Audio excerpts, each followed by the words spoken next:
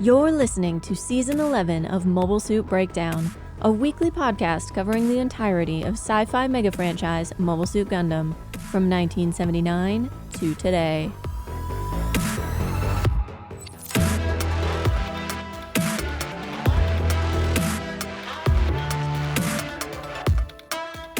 This is episode 11.7, Once Upon a Fight in Neo Mexico, and we're your hosts.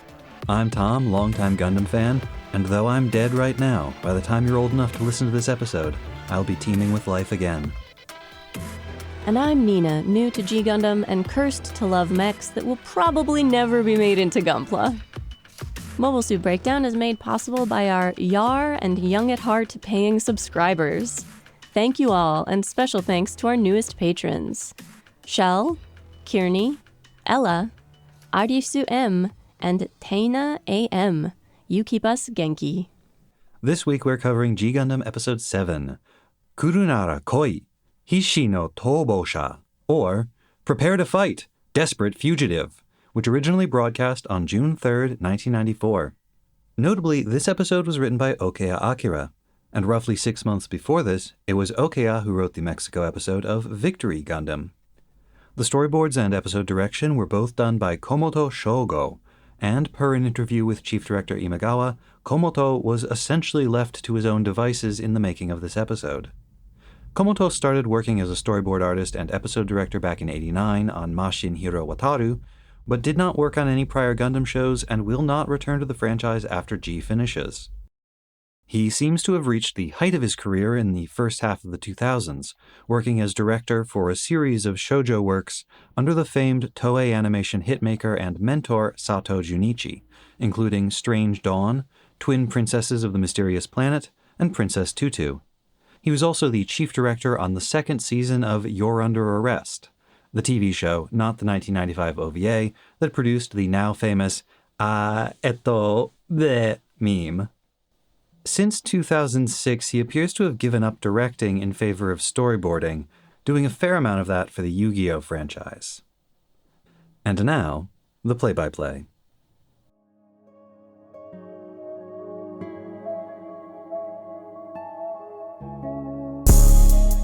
Date, redacted. Location, redacted. Subject, Joint Neo-Mexican, Neo-American mission to retrieve missing Neo-Mexican Gundam fighter Chico Rodriguez. Codenamed Operation Tequila Sunrise. Mission status, failed. Target inadvertently terminated during Gundam fight. Body lost at sea following destruction of the 049NM Tequila Gundam. Codename Spike Gundam. Retrieval determined to be impossible. Reconstructed narrative follows. Psychological profile provided by Nuevo Centro Nacional de Inteligencia for Gundam fighter Chico El Pescador Rodriguez indicated lifelong fascination with the sea and codependent relationship with sister Gina. Desertion from Gundam fight considered related to Gina's declining health following exposure to neocolonial respiratory virus. Additionally, NCNI analysis identified target region as probable location of Rodriguez siblings based on unexplained disappearance of multiple Neo-Mexican intelligence and law enforcement assets, likely killed by Rodriguez. Early developments in Operation Tequila Sunrise were not promising. The Neo-American Special Gundam Forces unit assigned to this mission, codenamed Harem 1, arrived ill-prepared for extended operations and was almost immediately forced to improvise vodka daiquiris after exhausting their stock of rum. This loss hit Team Leader Crockett especially hard. He began showing signs of paranoid delusion, becoming enraged and demanding to fight a cryptid or bogeyman, which he called Mr. Japanese.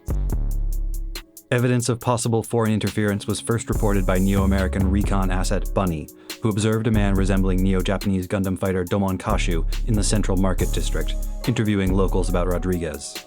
However, with the rest of Crockett's team engaged in a sensitive operation to keep his spirits up, Agent Bunny was unable to maintain surveillance on Kashu. The following morning, Gundam fighter Crockett attempted to lure Rodriguez out of hiding with a provocative public display of American bravado. At this time, two men matching the descriptions of Kashu and Rodriguez were observed in the crowd, apparently fighting each other. Neo-Mexican security forces posted nearby opened fire, but failed to prevent the target from escaping. Gundam fighter Crockett objected to the use of force as excessive and inconsistent with stated mission objectives, resulting in a breakdown of cooperation. Rodriguez was then spotted attempting to flee the area, but was cornered along with Kashu and 2 women, believed to be Rodriguez's sister Gina, and Neo-Japanese team mechanic, manager, psychologist, bodyguard, doctor, girlfriend, trip-sitter, and childhood friend Rain Mikamura. However, our forces failed to prevent the Neo-Mexican and Neo-Japanese fighters activating their mobile fighters. A squadron of P-143S Pescatore units on loan from the Neo-Mexican Navy moved to engage the 2 Gundam units, but was destroyed, partly by friendly fire from the Gundam Maxter. Based on radio communications intercepted during the incident, it is this author's belief that Gundam fighter Crockett opened fire on the Pescatore units due to a relapse of space madness, which caused him to mistake them for the aforementioned Mr. Japanese. The Shining and Tequila Gundams then engaged in a brief Gundam fight, during which the Tequila Gundam suffered catastrophic damage, culminating in the loss of its head. After concluding that Rodriguez could not have survived, the Neo-Japanese team reported his death to the International Gundam Fight Committee, according to standing regulations. End of report. Recommendation: reclassify Chico Rodriguez as deceased and close file. In future, avoid relying on Neo America for assistance unless absolutely necessary.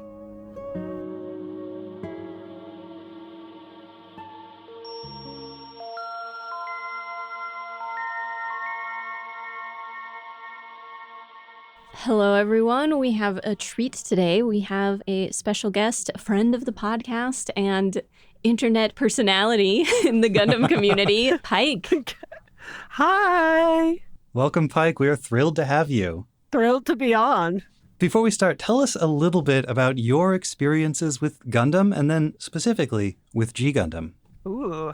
So, I am Pike. You may know me as the person on Blue Sky who never shuts up about Char Aznable.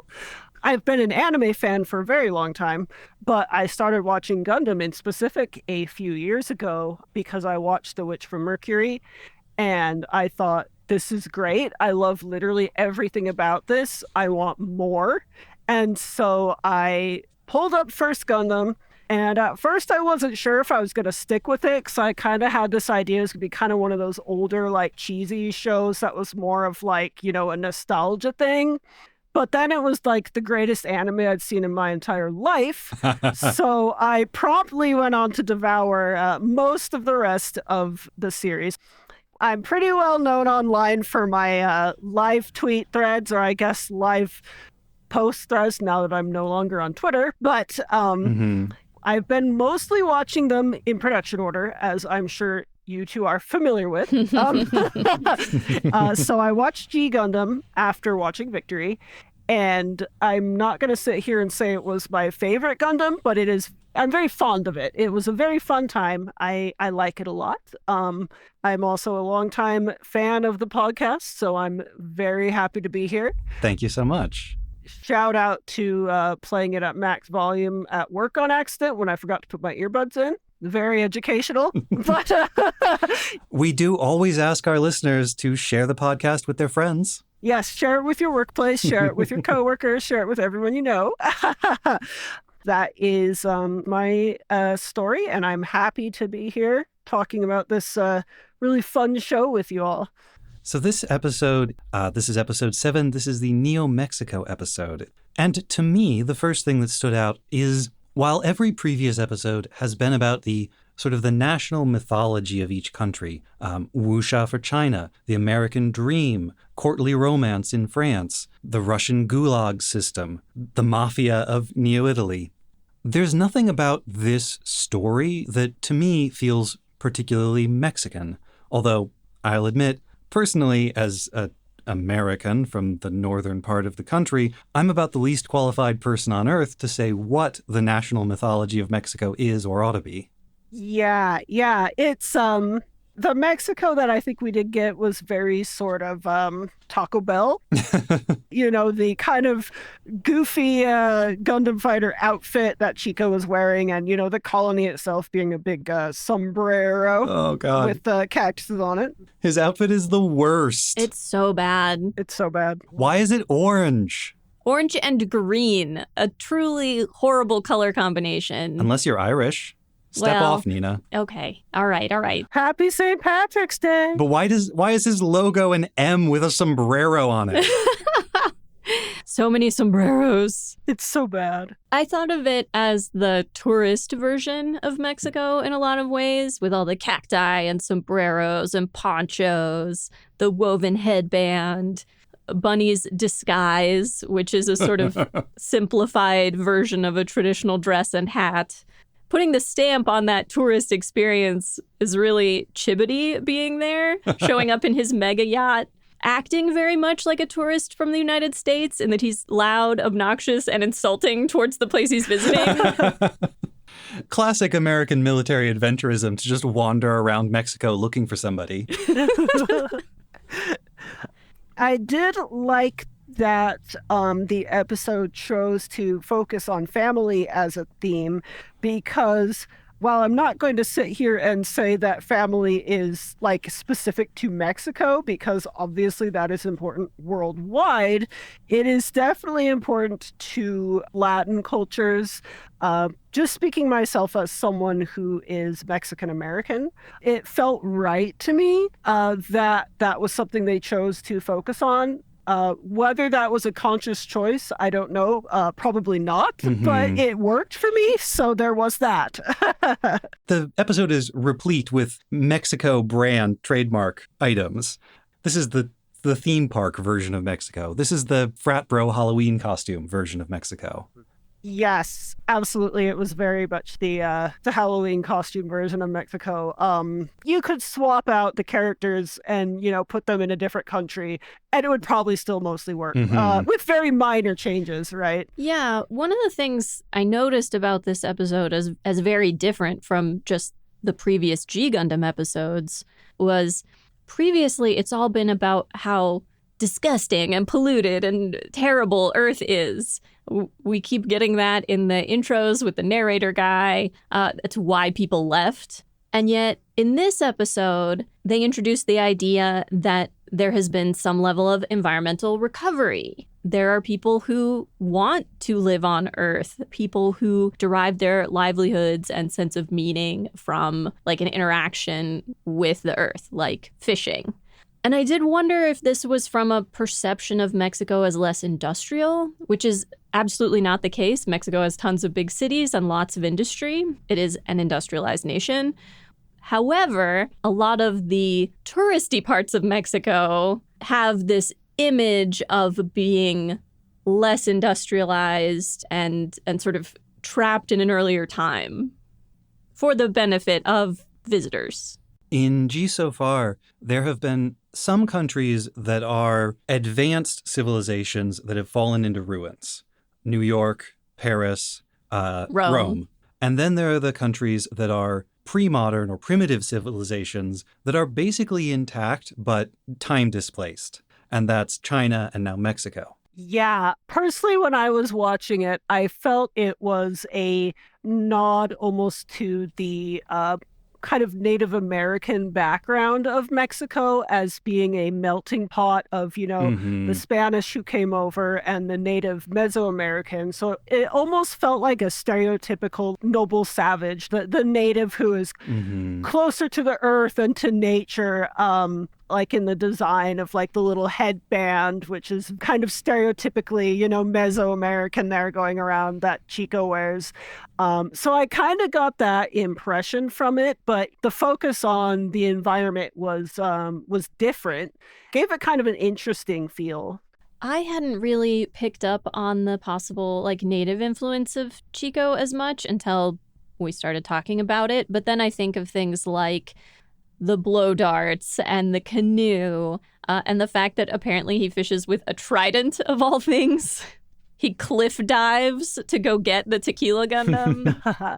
Yeah, for sure. And that's something actually I've noticed anime in general tends to kind of hype up the native part of Mexico a little more, I think, than you'll see, say, in Western cartoons. And obviously that's not the case like with every cartoon, but it's interesting to see how Japan views Mexico, being on the other side of the world, as opposed to how America views Mexico being on top of it, right? You get a different perspective. And so that is interesting to me. Mm-hmm. I don't know a ton about it, but there's a fairly significant Japanese diaspora community in Mexico, I think. So a lot of this is because for a while when Japan was exporting a lot of immigrants, a lot of them would come to the West Coast, obviously, just because it's right there.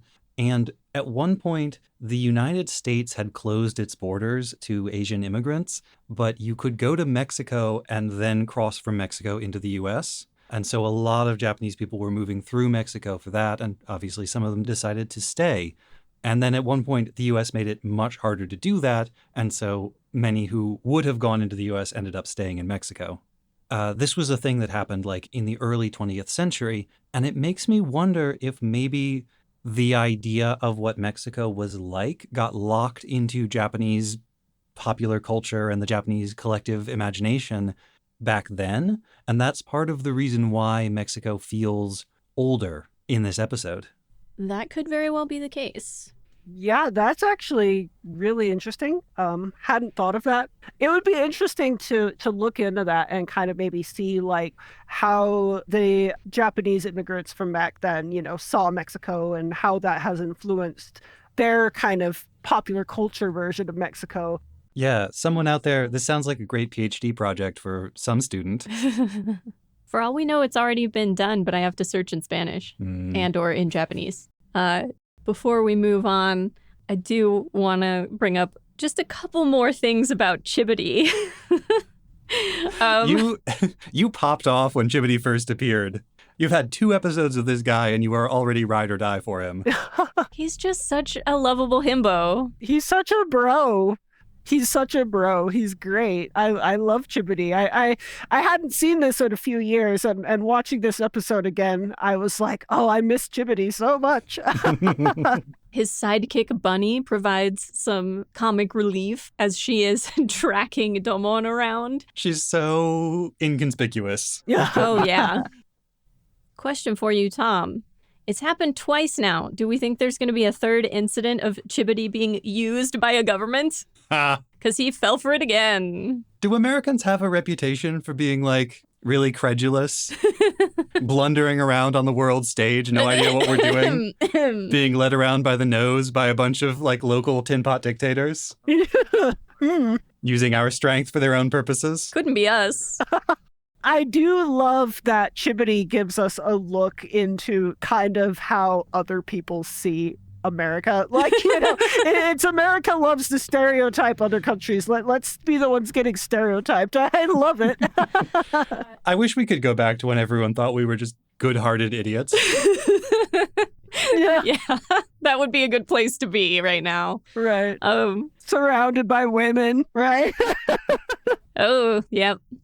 I also wondered to some degree if his role in the story as the lovable idiot is to explain parts of the plot that younger viewers might not totally understand. Because we have the end of the extremely brief fight between Domon and Chico, which we'll talk about more in a second. Initially, Chibity is sort of outraged, like, you had already won, you didn't have to kill him. And Domon is, I only killed the Neo-Mexico Gundam fighter.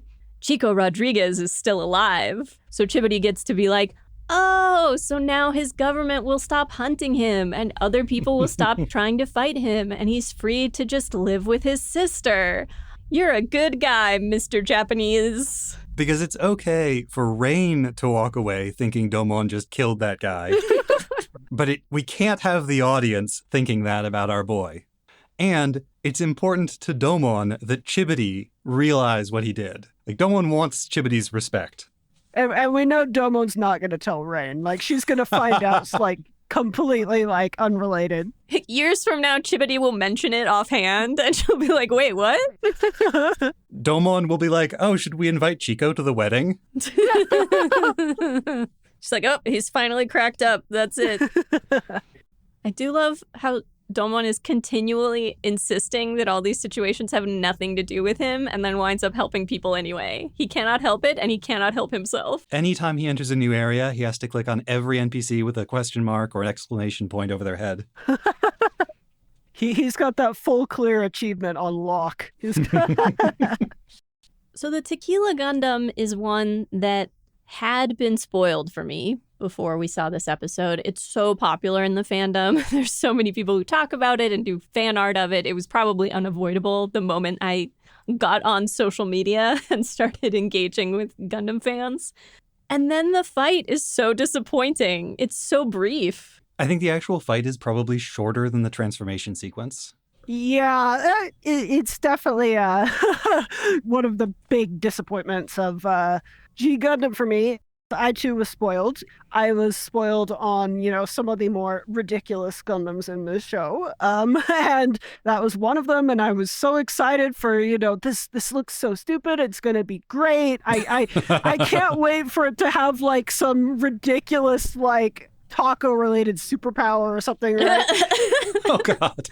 And then nothing happened. It was there for like 10 seconds and did nothing. It's like, oh, man, I didn't get any fight. I didn't get a stupid fight. I didn't get a cool fight. I didn't get anything. Like, it was just, it just did nothing. And the design is sort of lackluster. There is a sombrero, because apparently that is the go-to thing to indicate that something is Mexican. One of the pauldrons kind of evokes a cactus, because it's all spiky and green. But I much more enjoyed I've been calling them Kappa Gundams, because they're green and have yellow beaks. See, I am like legally obligated to stand Tequila Gundam as someone who is Mexican American. So you love the Gundam. You call it stupid, but you love it anyway. I love it. I love it so much. I would get a Gunpla of it and put it on my shelf proudly. Put a little Mexican flag on it. I really like that for some reason the sombrero looks like the outlet of a jet turbine. Maybe that's part of how they justify it. They're like, oh no, this serves a purpose. It's not just a sombrero on a Gundam. But can you imagine it rocketing across the sky, feet first, fire bursting forth from its sombrero? They should have had it do that move. They should have had it launch itself feet first at the Shining Gundam and like kick it into a mountain or something. That would have been cool. Could have, should have. You mentioning that had me pull up the Gundam Wiki article for Tequila Gundam so I could look at it. And I gotta say, I did not know it had like all these like armaments, like the cactus needle and the hat cutter. And Tequila Vortex. So, it has all these great moves that we didn't get to see, I guess. I guess Chico didn't know about any of those either. I guess not. How did this guy get to be the Gundam fighter? Oh, okay. I have a question for you both about the narrative of the story. It is established basically from the beginning of the episode that Chico only became Gundam fighter to bring his sister to Earth.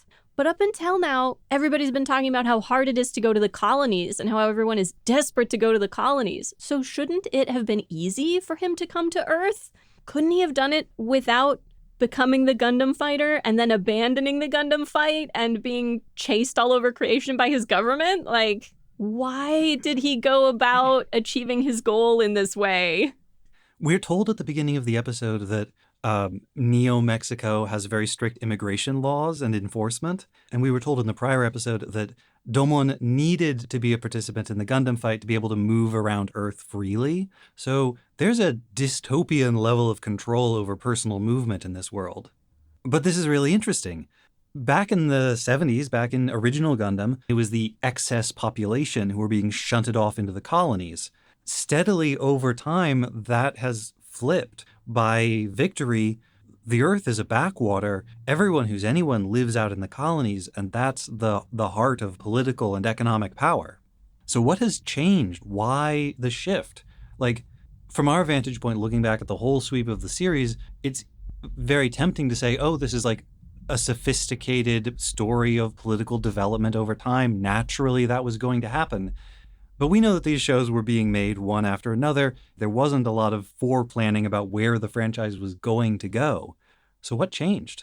I really don't know. That is a great question. And it's easy to say, well, with G Gundam, it's because it's got a new director, it's got new staff. But I'm not sure what Tomino was thinking. But it is always interesting to me to see how each individual Gundam series approaches the conflict between Earth and space, because that's just one of those little Gundam features that I always look forward to. I want to see how they're pulling off the Char. I want to see how they're pulling off the Earth versus the colonies or versus space conflict. It's just a neat thing to kind of see how that is approached in each series. Mm-hmm. To answer my own question a little bit, as I was thinking more about it, I'm developing a sort of theory of G Gundam and of the Gundam fight as symbolic of pursuit of some goal or some dream, some ideal. Domon doesn't have to fight people in order to show them the photograph of his brother. He can just show people the picture. And yes, his government might try to replace him if he's not participating in the Gundam fight, if he's not defeating other Gundam fighters and, pursuing their goal of winning and taking control of the government for the next 4 years. But it's also because of its relationship to his goal. Because the goal is vengeance, then most of the activity around him pursuing vengeance has to be using the Shining Gundam, using this instrument of power. And why he's so critical of Chico is because Chico has access to a Gundam fighter. He has access to the Tequila Gundam, which is literally and representationally a huge source of power, and he refuses to use it.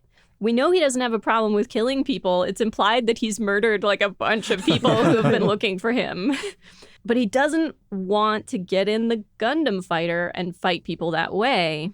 That's why Domon is you're just running from what makes you sad. You're running from your fate. You're running from things you can't change. Get in the Gundam fighter and fight me. It's interesting how the Gundam kind of as a symbol is approached in this, as opposed to, say, you see Gundam where it's the war machine. You get in it and everything is terrible. You're going to kill people. You're probably going to die, or you're going to be traumatized, or you're going to have horrible things happen.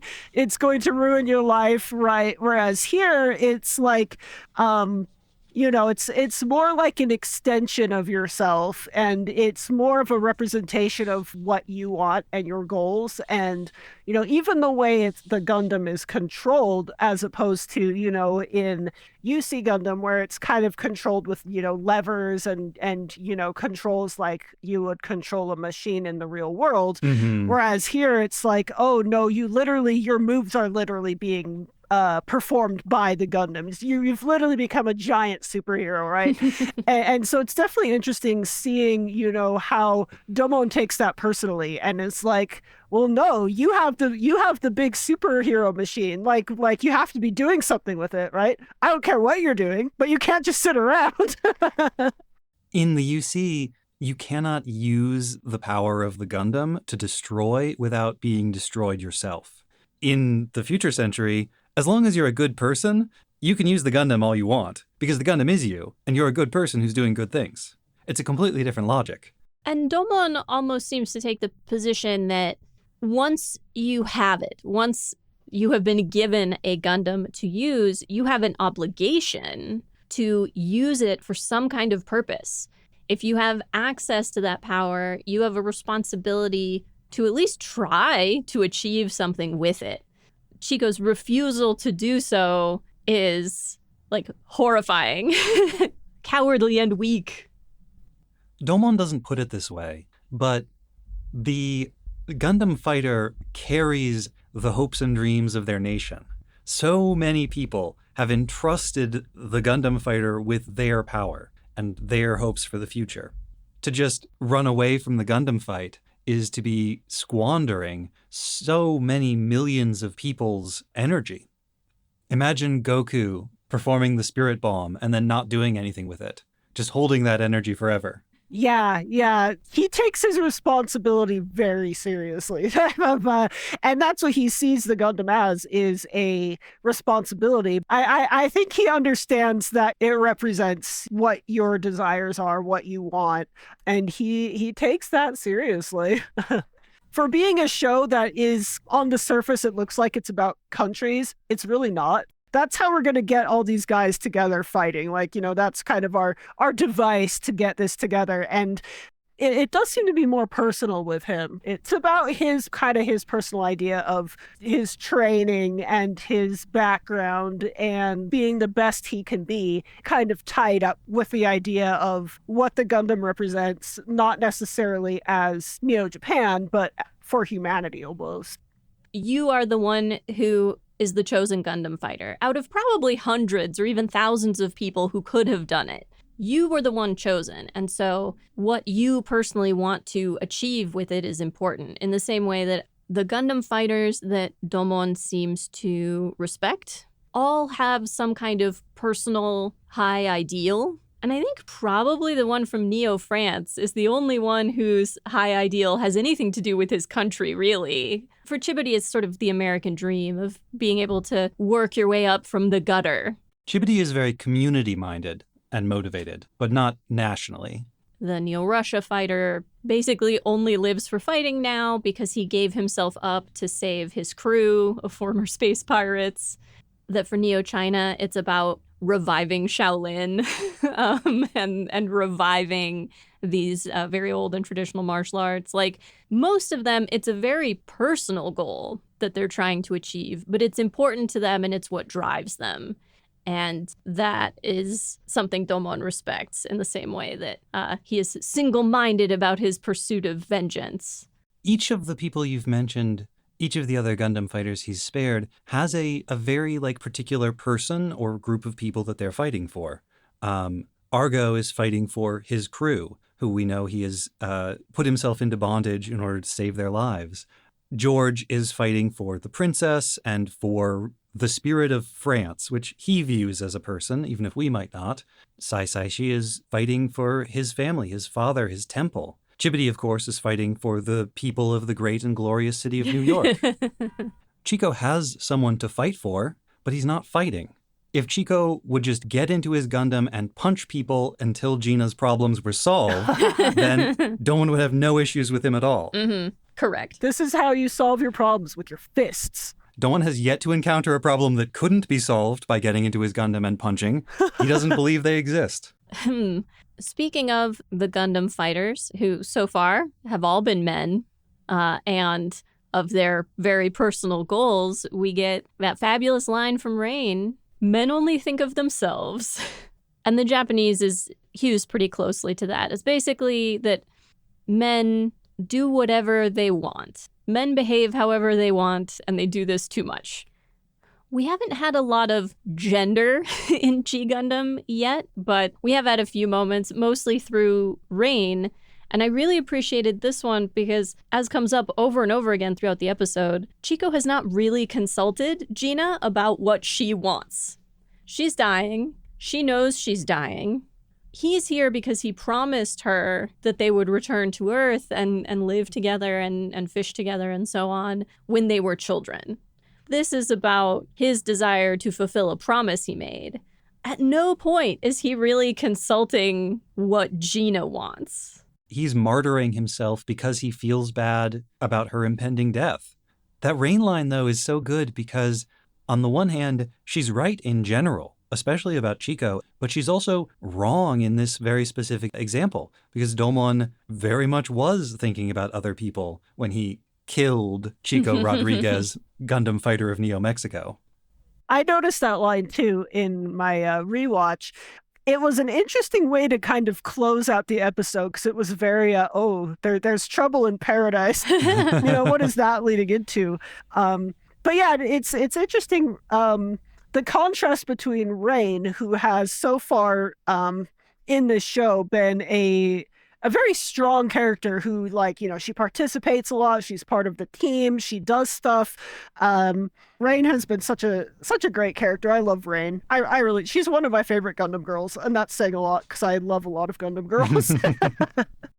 When I first watched G Gundam, I was very impressed with how she has more to do than a lot of prior female Gundam characters. But then in contrast to Gina, who is just kind of there to be the sick dying girl to kind of, be the plot point. It's a little unfortunate. You mentioned Gina's medical condition. Her incurable space TB. Right, that's the thing. The roots of this episode are in the 19th century. This is an old-fashioned story. This is a time-displaced version of Mexico. She has consumption, like the constantly coughing, beautiful young waif who is too pure for this world. Like, she has tuberculosis. That's the story. That's a classic of 19th century literature. And to clarify for anybody in our audience who isn't familiar, like, for a lot of human history, we could not cure TB. We didn't have strong enough antibiotics, enough different antibiotics. And actually, in the 90s, there was a health crisis, like a global health crisis with tuberculosis, and occasionally antibiotic-resistant strains pop up. But as a story trope, Tom is absolutely right. There's a very good reason why it emerged as a story trope when it did. The Industrial Revolution created the ideal circumstances for TB to spread, and so it actually became epidemic in Europe. Like, a quarter of all deaths were due to TB at the height of it.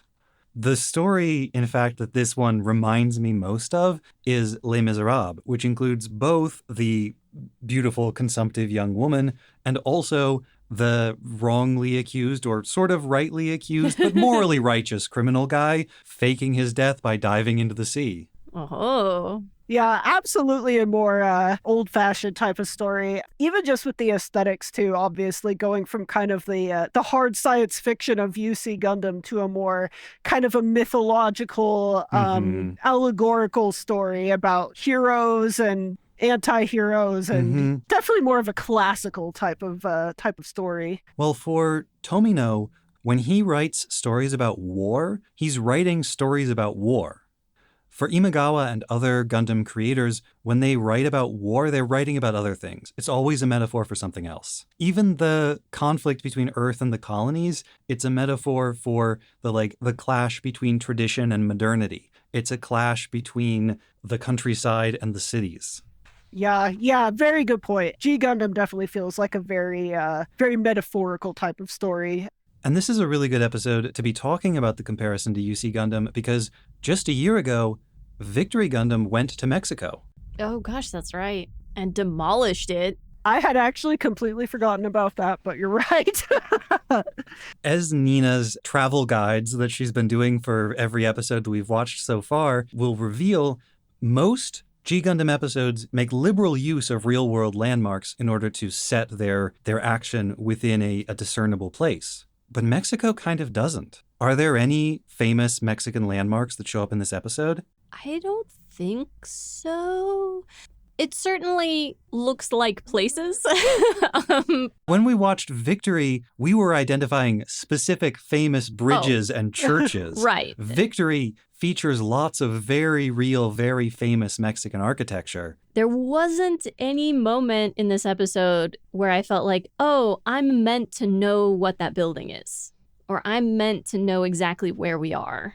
The view of the coastline looks like Puerto Vallarta to me specifically. I think that might be the one really closely identifiable thing in the show. There was also, the house that Chico and Gina are staying in is up on like a promontory overlooking the town. And there's an old cannon there. It looks like it's part of an old defensive emplacement or something. So maybe there's a fort that it's meant to be. Again, more of that 18th and 19th century history stuff. There's also, at the very end of the episode, Chico talking about being reborn through the ocean. Is basically a baptism, right? I was almost kind of wondering if that was like a mythological thing. Well, I'm sure the Christian practice of baptism comes out of even older practices. So, oh yeah. But that the old him is dead, and there is a new him born through this full immersion in the water. At the beginning of the episode, the ocean is established to be a symbol of regeneration. It may be dead now, but by the time you grow up, it will be alive again. And in a way, Gina following up on Chico's comments is about hope for eternal life. That if she dies in the ocean, on the ocean, she might also be reborn through it. She doesn't mean dead figuratively, like Chico does. She doesn't mean the death of an identity. She means her actual death. But she likes the idea of her connection to the earth, to the ocean, to this place, containing in it a potential for her to exist again in some form. We often talk about the earth when we talk about the cycle of life. We return to the earth when we die, ashes to ashes, dust to dust, that kind of thing. And then we emerge from it in the form of new life. What does that look like to a spacenoid?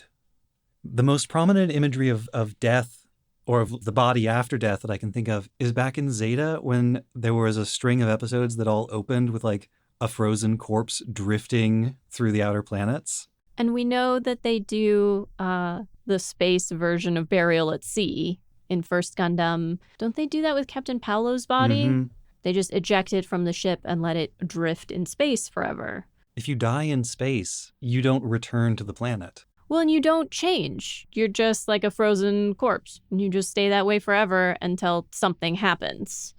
If they did bury Gina at sea, she would be food for fish. Her body would feed the seaweeds, and those fish would get eaten by seals, and the seals would get eaten by whales and sharks, and she becomes part of this teeming, alive ecosystem. And she's doing what Chico has refused to do this whole time. She's thinking about what happens after she dies. Yeah, Chico does seem to be kind of in denial about a lot of things, which is almost kind of seems to be the point of the episode in a way, is, he's in denial about, his sister's illness and what that means. Mm-hmm. According to Domon, he's in denial about what he's supposed to do as a Gundam fighter. It's an interesting theme of the episode, yeah.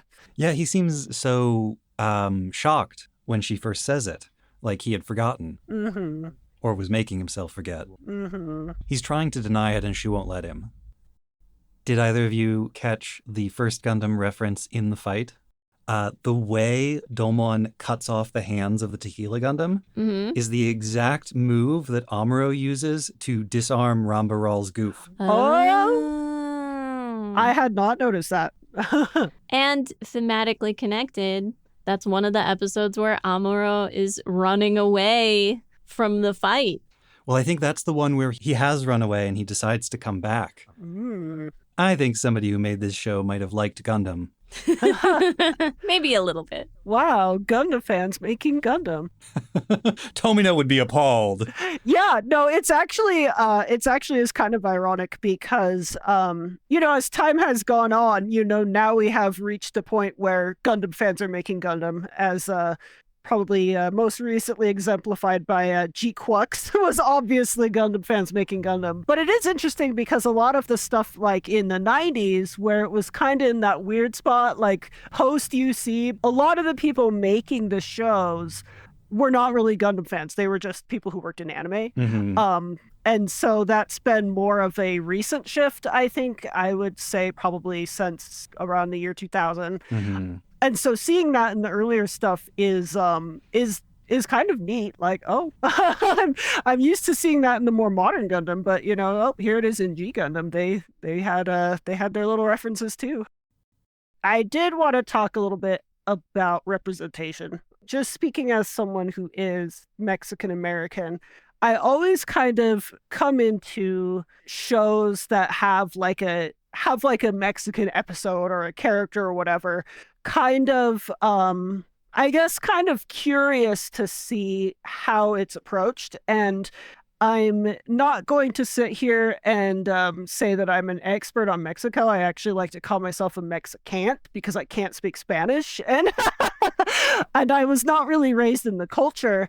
And I'm half, but it's important to me as someone who grew up in the 90s where you had a lot less representation, right? We had like Speedy Gonzalez and like, right? I got called that a lot in elementary school, as it happens. I wasn't Speedy and I wasn't Mexican, but my last name was Gonzalez, which was all that mattered. Oh, of course. It's always interesting because just growing up, knowing that you look different from the other kids, knowing that, even if you're not really sure why yet, I always kind of grew up knowing I'm darker than the other kids. I have darker eyes than the other kids. I have darker hair than the other kids, right? And so it was always interesting to me growing up when I finally got to see like characters that actually looked like myself. It was like, oh, and it was mostly important to see if they were treated as like actual like human beings or as like kind of kind of a stereotype, like the token, right? That was kind of how I approached this episode on this rewatch is this the type of thing where when I was a kid, I would have thought this was like cool. And I don't think I would have, specifically because as we talked before, it's not really necessarily like Mexican. It just kind of happens to be set in Neo Mexico, which is kind of like a stereotype sombrero space colony, right? But at the same time, I also didn't dislike it. I was standing Tequila Gundam earlier and like, you know what? I think it's cool. It's like, why not? Why not make a giant robot out of a sombrero, And the other little thing that I liked was just anytime they showed a close-up of Chico's face, he had a little bit of hair, like just kind of random hair on his face, which it's such a small thing, but to me it was just so touching because I always grew up also being very hairy. Now I'm transgender, so it's like that's a surprise tool that will help us later, right? but at the time it was like, oh my God, I have to be the girl who shaves, and just seeing like here's this guy in this cartoon who is darker like me. And he has little random hairs all over his face like me. And it just made me smile. Like, I don't even know if they were thinking about that when they made that. But I got to say, at the end of the day, not a perfect representation episode by any means. But I enjoyed watching it. I felt happy to kind of see that. And I just had fun with it. I liked it. It's a good time. I'm totally here for Tequila Gundam. We know from before that Imagawa was a bit uncomfortable with the directive to do a lot of stuff with national stereotypes. And it does feel as though, at least with the main characters, with the Gundam fighters themselves and the people most connected to them, that while they've used a lot of stereotypical imagery, they have also tried to make all of these characters have a personality that isn't just stereotypes of where they're from. Yeah. And I thought I'm not gonna say like, he was the most interesting character ever. But he was an interesting character. He had an interesting story. It was a solid episode. It wasn't perfect or anything, but it felt like he was not being treated as the token. He felt like a human, right? With motivations, and he was a guy I was kind of rooting for, right? Which is important. And so yeah, for sure, at the end of the day, I enjoyed the episode. I liked it. I kind of wish they'd actually set it on Neo Mexico so that we could say, oh, like all the sombreros and mustaches and like Mexico kitsch is the neo-Mexican people trying to, live up to the national stereotype that they've all absorbed about what real Mexico is. And then maybe we could go to Mexico on Earth and discover that it's much more similar to what actual modern Mexico looks like. That feels like it's asking a lot from this show, I though. know. But you can't blame me for wanting it to be better. Well, we can always want it to be better. We could dream.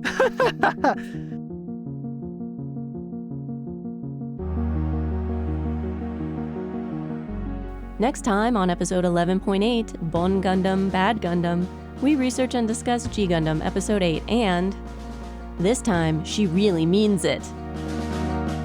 Secret Regulation 11, where possible participants must conceal their mobile fighter in a waterfall, or barring that, a body of water. Hey there, menacing green-haired lady. Just one more week until retirement. Kapitan Arlok. Situation Norma, all b***ed up. He's a lumberjack and he's not okay. When the Lumber Gundam goes underwater, does it become a Yukon-class submarine? It's like poetry, it rhymes. One of those Rashomon-type situations. And it was the Space Police's fault all along. Ready, go!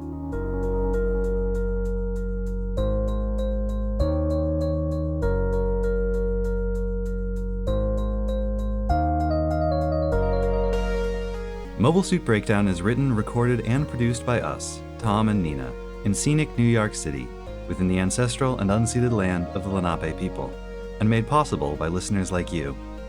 The opening track is Wasp by Misha Dioxin, the closing music is Long Way Home by Spinning Ratio, and the recap music is Window by 1000 Hands. You can find links to the sources for our research, the music used in the episode, additional information about the Lenape people, and more in the show notes on our website, GundamPodcast.com.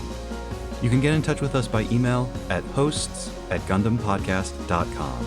If you'd like to support the show, please tell your friends about us, leave us a nice review wherever you listen to podcasts, or if you'd like to support us financially, you can do so at GundamPodcast.com/Patreon.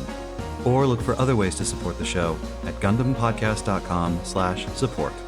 Most of all, thank you for listening. Are you ready to come down to Neo New York and throw hands over your Gundam opinions? No? You lack conviction.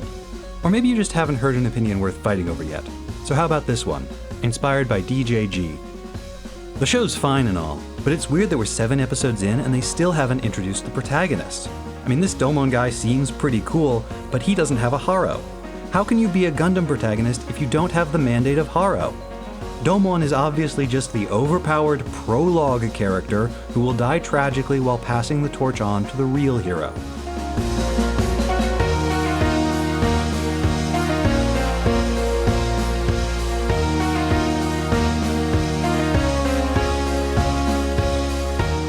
Sometimes it's such a moral blow, like, what do you mean you weren't recording?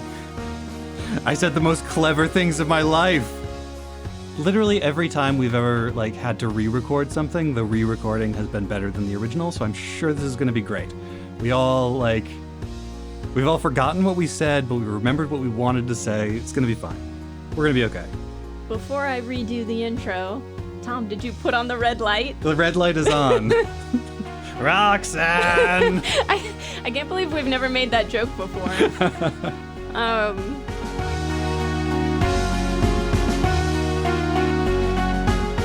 Yeah, we did it! Give yourself a round of applause. Great job, everyone. Even with the mishap. Woo! We did it 150% because of someone, and I'm not going to say who. Yeah, literally. Oh, who remembers?